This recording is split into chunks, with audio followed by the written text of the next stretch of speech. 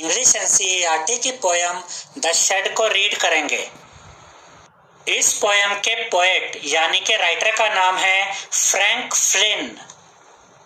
Poem का नाम और पोएट का नाम याद रखिएगा स्टूडेंट्स, क्योंकि ये एग्जाम में पूछा जा सकता है।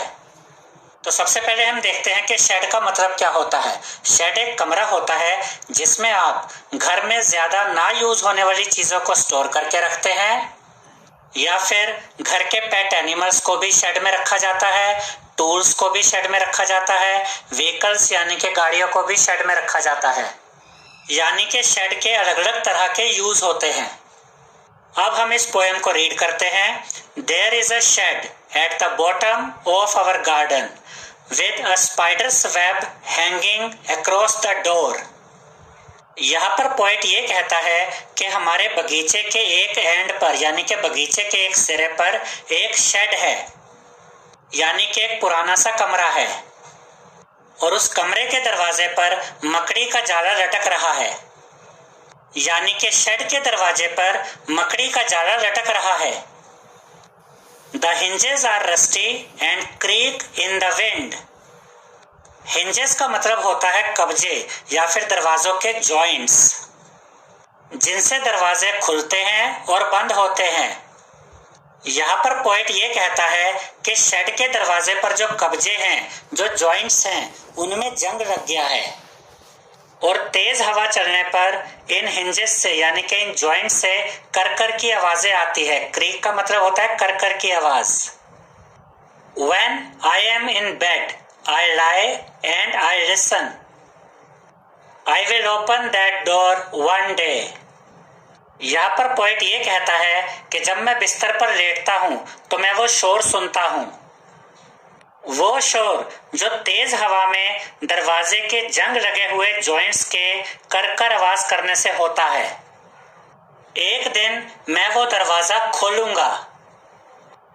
There is a dusty old window around at the side with 3 cracked panes of glass.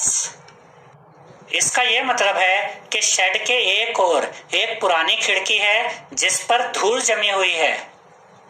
Dusty का मतलब होता है धूल जमा होना। और उसके बाद पोएट हमसे कहता है कि उस पुरानी खिड़की पर जो 3 शीशे हैं, वो तीनों शीशे क्रैक हो चुके हैं, उनमें दरारें पड़ चुकी हैं। I often think there is someone staring at me each time that I pass. Poet यहाँ पर यह कहता है कि जब भी मैं उस शेड के सामने से गुजरता हूँ तो मुझे अक्सर ऐसा लगता है जैसे कोई मुझे घूर रहा है। स्टेयरिंग का मतलब होता है घूरना। I will peep through that window one day. पीप का मतलब होता है झांक कर देखना, यानी कि एक दिन मैं उस खिड़की में झांक कर देखूंगा। My brother says there is a ghost in the shed who hides under the rotten floorboards. Poet ने यहाँ पर कहा है कि मेरा भाई मुझसे कहता है कि उस शेड में एक भूत है। घोस्ट का मतलब होता है भूत, जो फर्श पर बिछे खराब हो चुके लकड़ी के तख्तों के नीचे छुपा है। हाइड का मतलब होता है छुपना, रोटन का मतलब होता है खराब हो जाना, सड़गल जाना। फ्लोर बोर्ड्स होते हैं जो फर्श पर बिछाने वाले तख्ते होते हैं। यानी कि पोएट का भाई पोएट से ये कहता है कि शेड के अंदर फर्श पर बिछाए जाने वाले जो खराब हो चुके लकड़ी के तख्ते हैं, उनके नीचे भूत छुपा हुआ है। And if I ever dare to set foot inside, he will jump out and chop off my head. और अगर कभी मैंने उस शेड में जाने की हिम्मत की तो वो भूत बाहर आ जाएगा और मेरा सर काट देगा। डेयर का मतलब होता है हिम्मत करना, और चॉप ऑफ का मतलब होता है काट देना। But I will take a peek one day. लेकिन एक दिन मैं उस शेड में झांकूंगा। पीक का मतलब भी झांकना ही होता है। I know that there isn't really a ghost. My brother tells lies to keep the shed for his den. Den का मतलब होता है गुफा, मांद, छुपने की जगह। आपने सुना होगा कि लॉयन की डेन होती है, यानी कि शेर की मांद होती है।